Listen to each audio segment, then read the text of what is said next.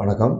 இணைந்திருக்கும் விநாயகப் பெருமான் பாதம் மாற்றி பார்த்தீங்கன்னா, ஒரு ஆண் ஜாதகமாக இருந்தாலும் சரி, பெண் ஜாதகமாக இருந்தாலும் சரி, அதாவது சொந்தத்தில் இரத்த சொந்தத்தில் திருமணம் செய்வது, அதுக்கு கிரக நிலை எப்படி இருக்கணும் அப்படின்னு பார்த்தீங்கன்னா, குறிப்பாக பூர்வீக புண்ணியம் அப்படின்றது 5ஆம் வீடு. அந்த 5ஆம் வீடு எந்த ஒரு கெட்ட கிரகத்தின் இணைவில்லாமல் மிக சுபிட்சமாக இருக்க வேணும்.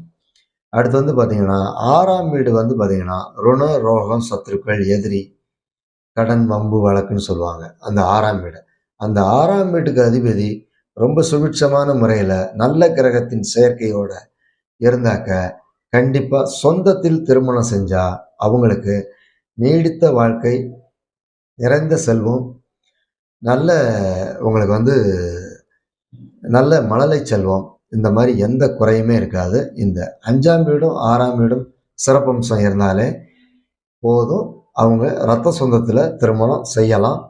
அடுத்து பார்த்தீங்கன்னா, நாங்கள் திருமண பொருத்தம் பார்க்குறதுல சிறப்பாக திகழ்கிறோம். நன்றி, வணக்கம்.